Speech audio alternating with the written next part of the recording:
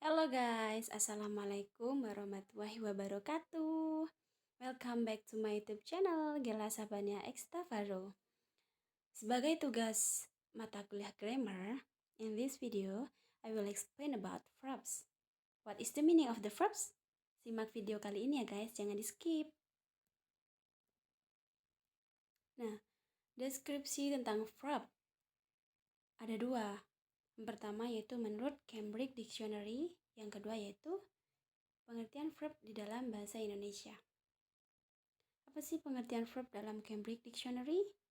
According to the Cambridge Dictionary, a verb is a word that description an action, condition, or experience of something.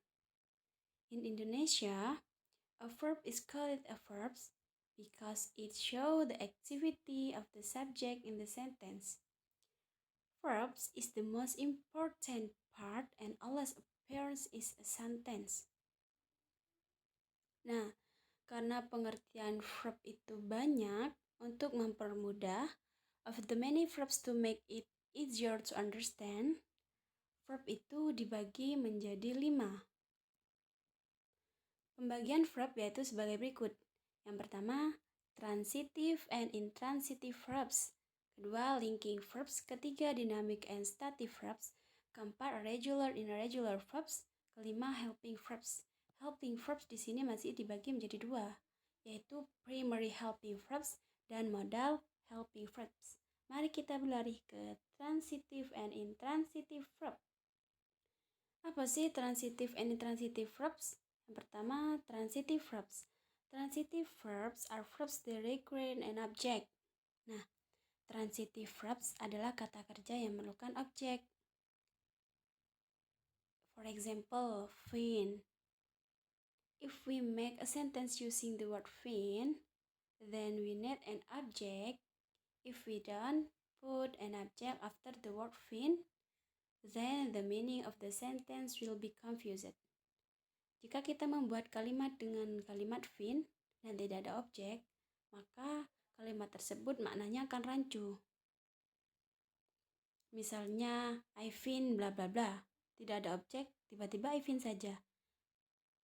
Maka lawan bicara akan bertanya, menemukan apa? Nah, oleh karena itu, perlu objek agar jelas. Misalnya seperti, I fin much money on the street. Seperti itu.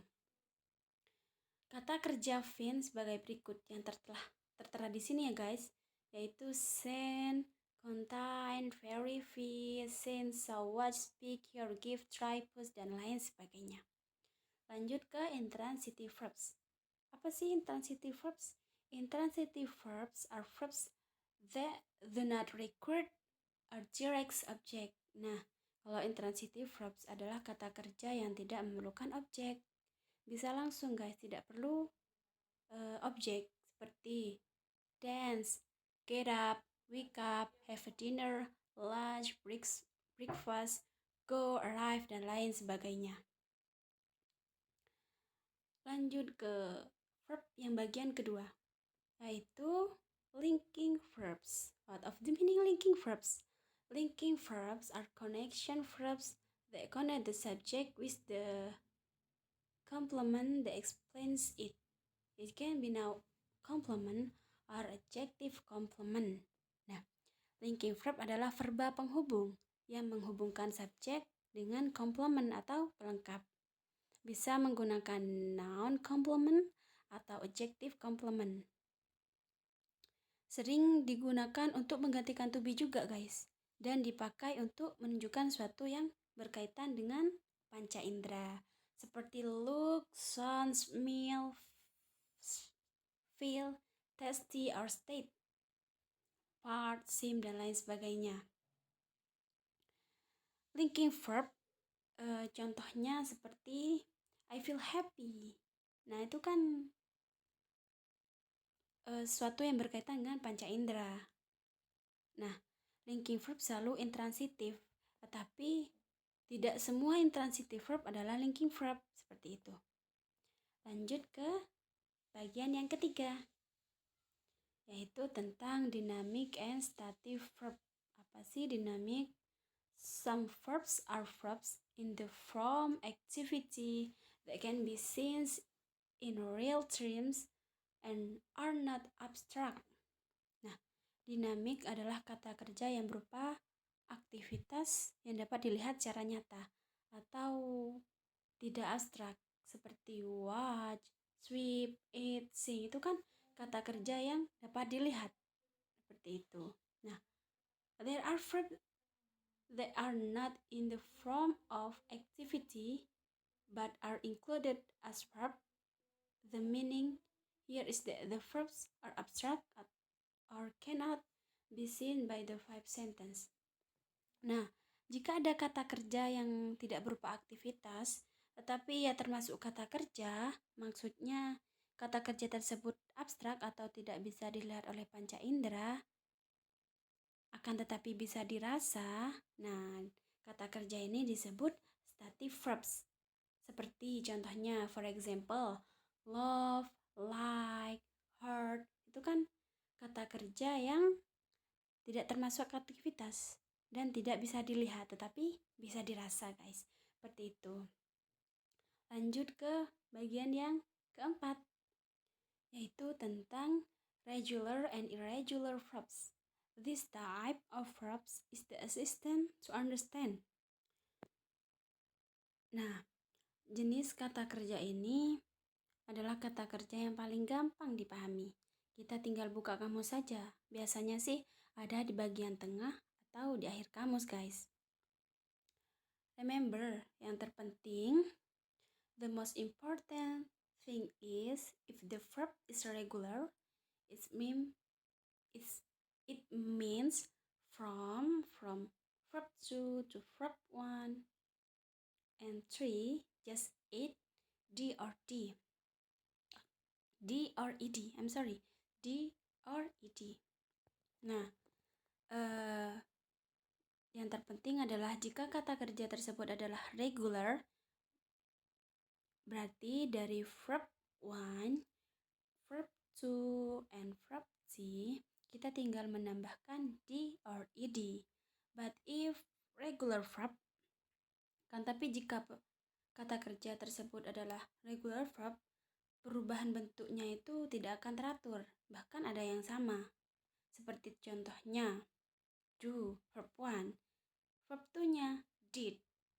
Tidak sama kan? And verb 3-nya done. Tidak sama kan? Nah, ada juga yang sama. Irregular verb itu ada juga yang sama, guys. Contohnya seperti verb 1, cut. Verb 2 juga cut. Verb 3 juga cut. Nah, itu seperti itu. Kalau regular and irregular verb. Lanjut ke verb yang bagian terakhir, guys. Yaitu tentang helping verb. Nah, helping verbs are divided into two. The helping verb ini dibagi menjadi dua seperti yang telah dikatakan tadi. Yang pertama yaitu modal helping verb or auxiliary verb. Kata kerjanya seperti will or would, shall or should, can or could, must or mix, have to and has to, had to, ought to. Yang telah tertera di sana ya, guys. Kalian bisa baca sendiri. Remember, keep in mind that if we want to insert a verb after this model, it must be the one set form of the verb in the active sentence. Ingat ya, guys, jika kita ingin memasukkan kata kerja setelah modal ini, maka kata kerjanya harus bentuk verb 1 atau kata kerja bentuk ke-1 dan dalam kalimat aktif. If in the sentence passive, just add be, then enter the third form of the verb. Seperti itu. Nah, jika kita ingin membuat kalimat pasif, maka perlu ditambahkan be. Dan kata kerjanya itu harus bentuk ke-3. Contohnya seperti I have to eat this candy. Itu kalimat aktif. Nah, yang kalimat pasif, the candy has to be eaten by me. Nah, Ini kan ditambahin be. Dan kata kerjanya juga kata kerja ketiga, seperti itu. Kalau kita ingin membuat kalimat dengan menggunakan modal ini, seperti itu. Lanjut ke helping verb yang kedua, yaitu primary helping verbs. Kata kerjanya yang telah tertera di situ ada be, ada do, and have. Yang termasuk ke dalam kata kerja be is, are, was, were, and been. Ingat ya guys, remember that be, do, have, or has can work as main verbs as well as auxiliary verb. Ingat bahwa be, do, have, and has bisa berfungsi sebagai kata kerja utama dan juga kata kerja bantu. Contohnya seperti I'm a student. Nah, I'm di sini, I'm her as main verb. I'm di sini sebagai kata kerja utama. Nah, contoh yang kedua, I'm sitting. Nah, I'm yang di contoh kedua yaitu sebagai kata kerja bantu. Seperti itu juga dengan do, have, seperti sama. Contoh, I do my homework. Do di sini sebagai kata kerja utama. Nah, yang kedua, I don't understand. Nah, do di sini sebagai kata kerja bantu. Begitupun seterusnya dengan have. Itu penjelasan yang terakhir ya guys tentang helping verb. Nah, ada tambahan sedikit guys. Nah, ini nih tambahannya. Ingat ya, ini dicatat baik-baik guys. Be as an auxiliary verb is used in the present or past continuous tense and in passive sentence. Jika have and has as an auxiliary verb is used in the present perfect tense. Jika do or does as auxiliary verbs are used in the simple present tense of interrogative and negative sentence. Nah, be dalam kalimat helping verbs sebagai kata kerja bantu dipakai pada present atau past continuous tense dan dalam kalimat pasif. Kalau have atau has sebagai kata kerja bantu dipakai pada kalimat present perfect tense. Kalau do or does sebagai kata kerja bantu dipakai pada kalimat simple present tense dan dalam bentuk tanya atau negatif. Seperti itu. Mungkin hanya itu yang bisa saya jelaskan. Kurang lebihnya mohon maaf. Semoga presentasi saya bermanfaat untuk kalian semua.